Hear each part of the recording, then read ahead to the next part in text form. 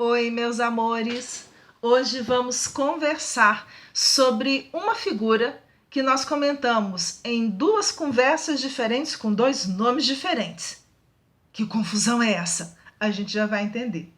Quando nós falamos sobre as mesas girantes, comentamos que o professor responsável por estudar esses fenômenos na França, por estudar seriamente, com método, com organização, foi o professor Hippolyte Léon Denisard Rivail.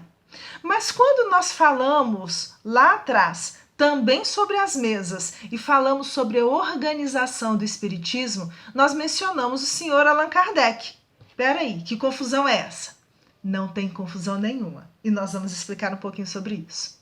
Hippolyte Léon Denisard Rivail foi um jovem francês nascido na cidade de Lyon no dia 3 de outubro de 1804. Ele nasceu numa família de magistrados, de advogados, e era uma família católica. Mas desde muito cedo ele descobriu que a sua vocação não era a advocacia, não era o direito. Ele gostava de estudar, ele gostava de ciência, ele gostava de filosofia, e ele muito cedo descobriu que ele queria ser um professor. Ele foi estudar no Instituto Pestalozzi, que ficava numa cidade da Suíça, em Yverdon. E lá, esse instituto tinha esse nome porque quem dirigia era um educador importantíssimo até hoje, chamado Johann Henrique Pestalozzi. Pestalozzi desenvolveu um método de ensino muito diferente dos padrões da época. As pessoas eram levadas a se formar integralmente. Ele não se preocupava simplesmente em decorar as matérias, ele queria formar seres humanos. E Pestalozzi trabalhava isso com seus alunos. Tanto é que o Hippolyte, muito cedo, com 14 anos de idade, ele já organizava cursos para ajudar os seus colegas que tinham dificuldades em matérias. Ele já trabalhava como monitor, como auxiliar também dentro da escola, porque o Pestalozzi colocava os alunos que já tinham aprendido um pouco mais para ajudar aqueles alunos que estavam um pouquinho mais para trás. E Hippolyte foi um deles. Quando ele se formou aos 18 anos, ele foi para Paris e começou a trabalhar como professor, começou a escrever livros, começou a fazer vários trabalhos diferentes, inclusive de tradutor. Mas como autor e educador é que ele ficou mais conhecido. Sabe por quê? Porque ele sonhava em um formato de educação onde todas as pessoas poderiam ter acesso ao ensino. Ele queria democratizar o ensino. Ele queria que todos tivessem as condições necessárias para aprender. E ele trabalhou muito com isso. Trabalhou muito a ponto de ser conhecido em seu país e ser responsável por uma das reformas educacionais.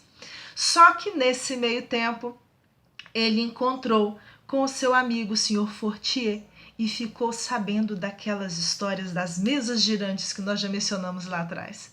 E à medida em que ele foi estudando o que estava por trás daquele fenômeno, ele descobriu que tinha uma ciência muito séria, muito profunda, que precisava ser estudada, que precisava ser pesquisada, para que nós, seres humanos, entendêssemos o que estava por trás da nossa própria existência.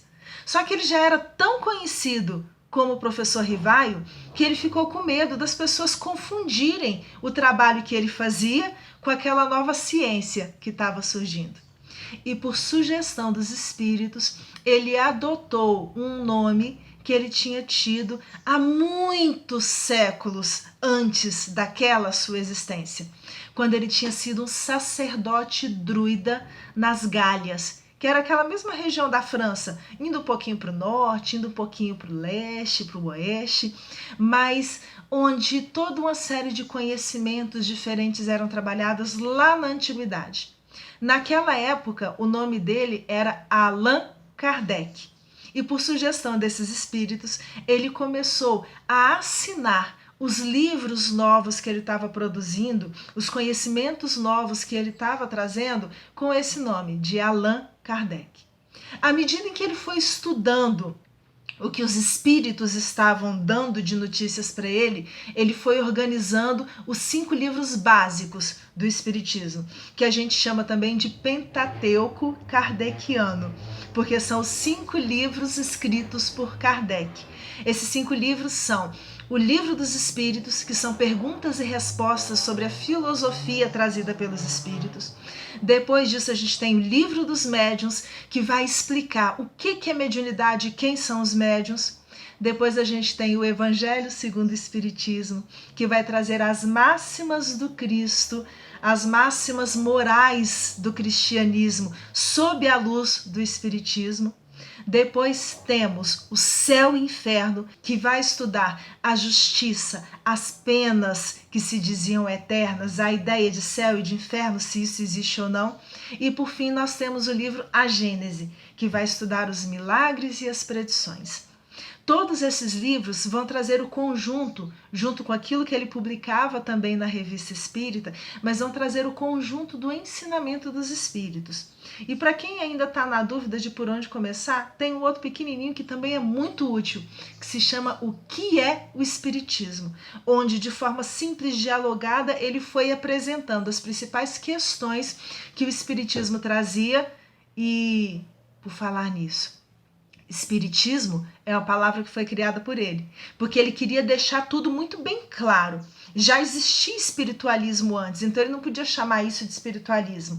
E ele fala que para coisas novas são necessários termos novos, palavras novas. E aí ele propõe os termos espiritismo, ele propõe o termo espírito, explicando muito bem o que é espírito e o que é alma, para não ficar confusão nenhuma. Até porque ele queria mostrar a fé verdadeira. E ele dizia, e isso está no início do seu livro, que fé verdadeira somente o é aquela que pode encarar frente a frente a razão em todas as épocas da humanidade. Então, aquilo que a nossa razão fala que não é correto, é porque tem alguma coisa errada. E nós vamos falar muito sobre isso nas nossas próximas conversas. Um beijo grande para vocês e até breve.